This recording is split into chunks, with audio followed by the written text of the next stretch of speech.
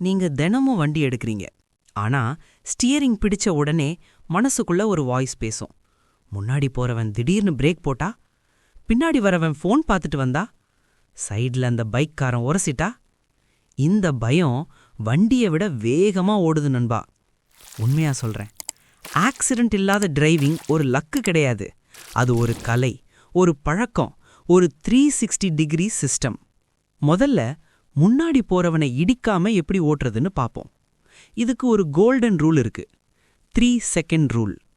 முன்னாடி போற வண்டி ஒரு மரம், கம்பம், சிக்னல் போஸ்ட் கடக்கும்போது நீங்க மனசுக்குள்ள 1 2 3ன்னு எண்ணுங்க. அதுக்கப்புறம்தான் உங்க வண்டி அந்த இடத்துக்கு வரணும். மழை, நைட் டிரைவ், ஹைவே, இந்த 3 செகண்டை 5 செகண்டா மாத்துங்க. அப்போ முன்னாடி போறவன் சடன் பிரேக் போட்டாலும் உங்க காலுக்கு பேனிக் வராது. இது டிரைவிங்ல இன்விசிபிள் ஏர்பேக் மாதிரி. இப்போ பின்னாடி வரவன் இடிக்காம எப்படி ஓட்டுறது? ரியர் வியூ மிரர் சும்மா காருக்கு ஜுவல்லரி கிடையாது நண்பா. ஒவ்வொரு 5 செகண்டுக்கும் ஒரு தடவை ரியர் பிளஸ் சைட் மிரர்ஸை கிளான்ஸ் பண்ணுங்க. பின்னாடி வரவன் ரொம்ப க்ளோஸா புள்ளி பண்ற மாதிரி வந்தா ஈகோ காட்டாதீங்க. ஸ்பீட் போட்டி போடாதீங்க. கொஞ்சம் ஸ்பீடை குறைச்சி சேஃப் லேனுக்கு மூவ் ஆகி வழி விடுங்க. நினைச்சுக்கோங்க, வழி விட்டவன் தோத்தவன் இல்ல, விபத்தை ஜெயிச்சவன். 3வது டேஞ்சர் ஜோன் சைட்ல வர்றவன்.